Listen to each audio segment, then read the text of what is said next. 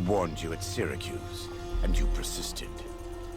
You took advantage of us at New Canaan to drive us out, and like the dogs of Caesar you are, you followed us to Zion. And now you stand on holy ground, a temple to God's glory on earth. The only use for an animal in our temple is sacrifice.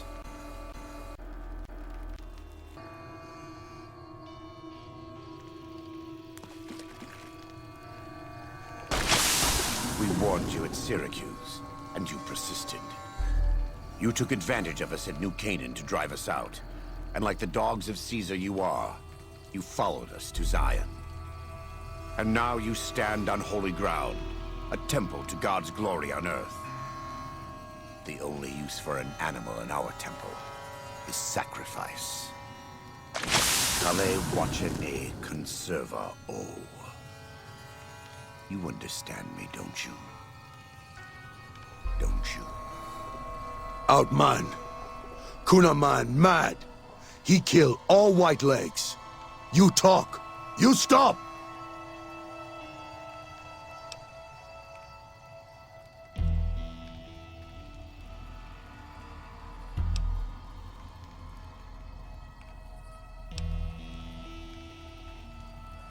Baika Cur! You devil!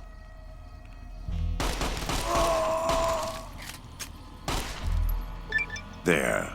That's it. It's finished. When they hear what happened here, the Whitelegs will crawl back to their great Salt Lake. If Caesar doesn't kill them, they'll wither and die like the cursed mongrels they are. Come, let's find Daniel. Tomorrow we'll be here soon, and there is still much work to be done.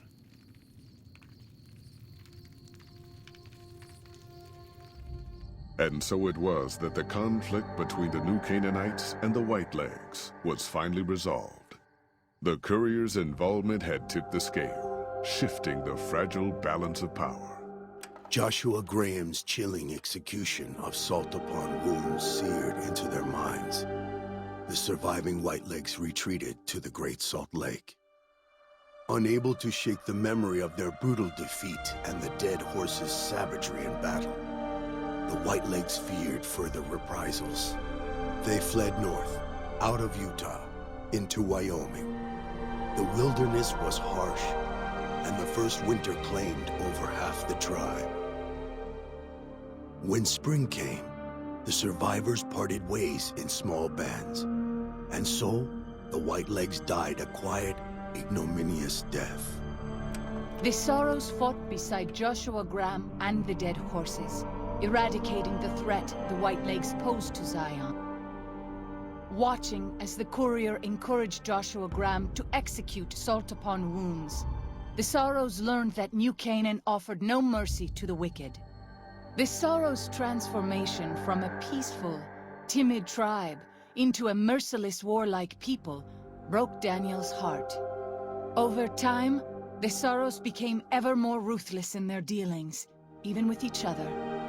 Daniel traveled to and fro between the New Canaanites and Zion, continuing to plead for a return to the old ways whenever he visited. Eventually, the Sorrows grew tired of his blather and turned their backs on him.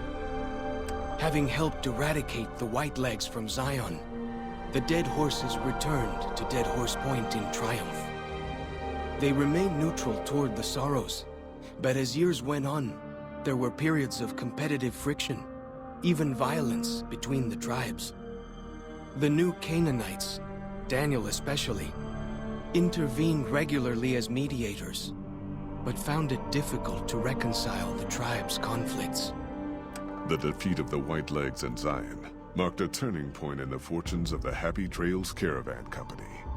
Every 2 months, the caravan met with the New Canaanites in Zion Valley to trade. Happy Trails soon returned to prosperity.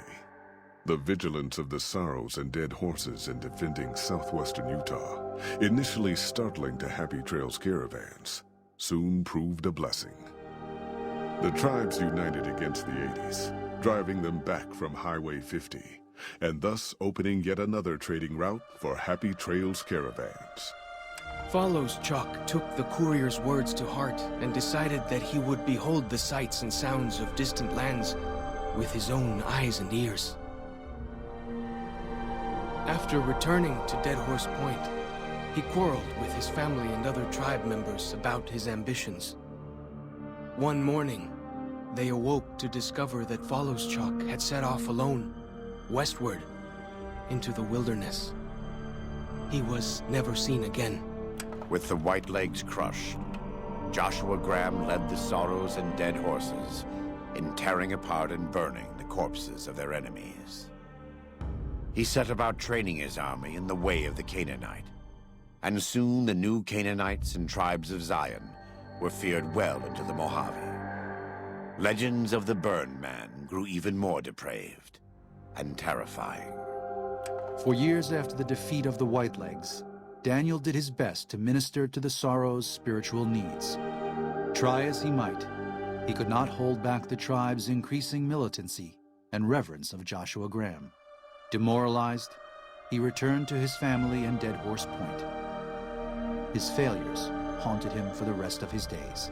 And with that, the courier walked out of the history of the tribes of Zion and back to the gathering storm of the Mojave Wasteland.